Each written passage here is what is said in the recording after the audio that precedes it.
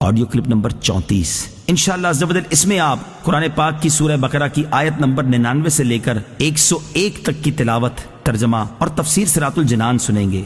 بسم اللہ الرحمن الرحیم۔ ترجمہ: اللہ کے نام سے شروع جو نہایت مہربان رحمت والا ہے۔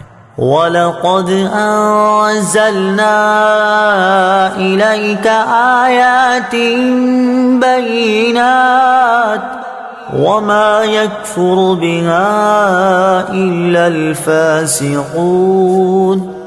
ترجمہ: اور بے شک ہم نے تمہاری طرف روشن آیتیں نازل کی اور ان کا انکار صرف نافرمان ہی کرتے ہیں۔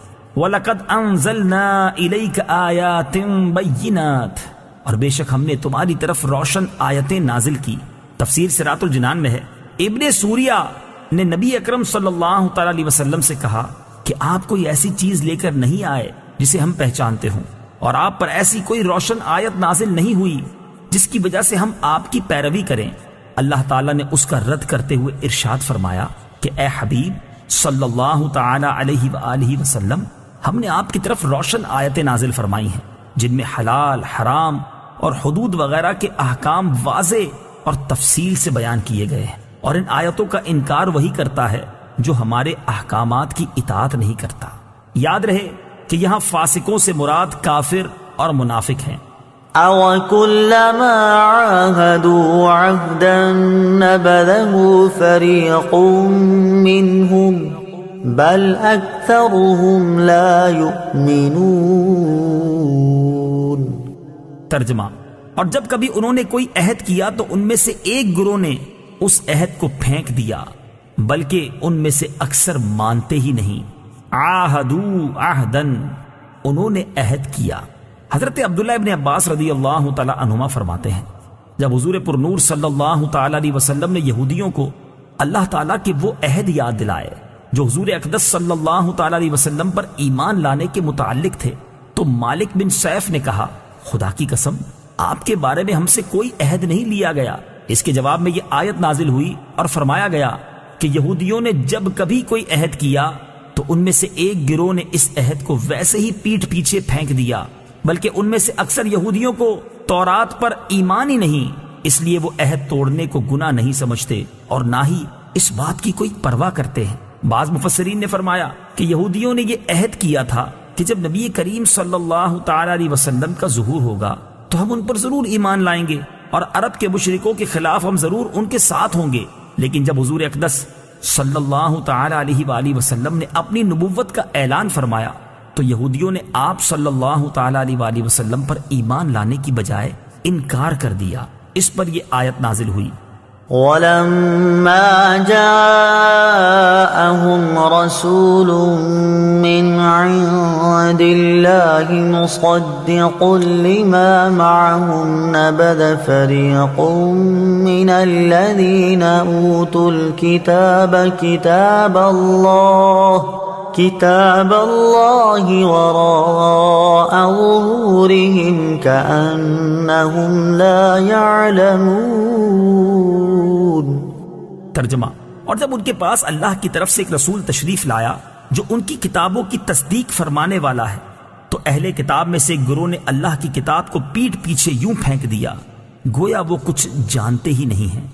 جاءہم رسول، ان کے پاس رسول آیا۔ یہاں رسول سے مراد سرکار دو عالم محمد مصطفیٰ صلی اللہ تعالی علیہ وآلہ وسلم ہیں، اور چونکہ آپ صلی اللہ تعالی علیہ وسلم توریت، زبور وغیرہ کی تصدیق فرماتے تھے اور خود ان کی کتابوں میں بھی حضور صلی اللہ تعالی علیہ وسلم کی تشریف آوری کی بشارت اور آپ صلی اللہ تعالی علیہ وآلہ وسلم کے اوصاف و احوال کا بیان تھا، اس لیے حضور انور صلی اللہ تعالی علیہ وآلہ وسلم کی تشریف آوری اور آپ صلی اللہ تعالی علیہ وسلم کا وجود مبارک ہی ان کتابوں کی تصدیق ہے۔ لہٰذا اس بات کا تقاضا تو یہ تھا کہ حضور اکرم صلی اللہ تعالی علیہ وآلہ وسلم کی آمد پر اہل کتاب کا ایمان اپنی کتابوں کے ساتھ اور زیادہ پختہ ہوتا، مگر اس کے برعکس انہوں نے اپنی کتابوں کے ساتھ بھی کفر کیا۔ مشہور مفسر سدی کا قول ہے کہ جب رسول کریم صلی اللہ تعالی علیہ وسلم کی تشریف آوری ہوئی تو یہودیوں نے توریت اور قرآن کا تقابل کیا، اور جب دونوں کو ایک دوسرے کے مطابق پایا تو انہوں نے توریت کو بھی چھوڑ دیا. وراء ظہورہم، اپنی پشتوں کے پیچھے. تفسیر صراط الجنان میں ہے پیٹھ پیچھے پھینکنے سے مراد ہے اس کتاب کی طرف بے التفاتی کرنا.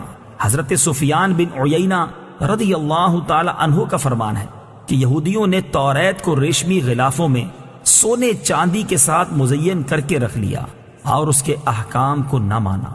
قرآن مجید سے متعلق مسلمانوں کی حالت زار.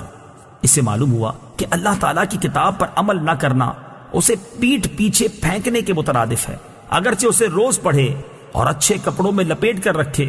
جیسے یہودی توریت کی بہت تعظیم کرتے تھے مگر حضور پرنور صلی اللہ تعالی علیہ وسلم پر ایمان نہ لائے تو اس پر عمل نہ کیا گیا، گویا اسے پسے پشت ڈال دیا.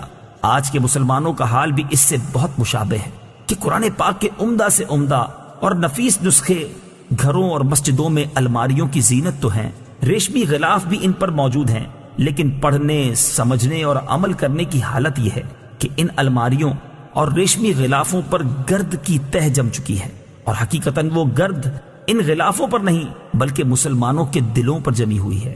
آج کہاں ہے وہ مسلمان جنہیں قرآن کے حلال و حرام کا علم ہو، جنہیں اسلامی اخلاق کا پتہ ہو، جن کے دل اللہ تعالیٰ کی آیات سن کر ڈر جاتے ہوں اور ان کے اعضاء اللہ تعالیٰ کے خوف سے کانپ اٹھتے ہوں، جن کے دل و دماغ پر قرآن کے انوار چھائے ہوئے ہوں. افسوس، وہ معزز تھے زمانے میں مسلمان ہو کر، ہم خوار ہوئے تارک قرآن ہو کر.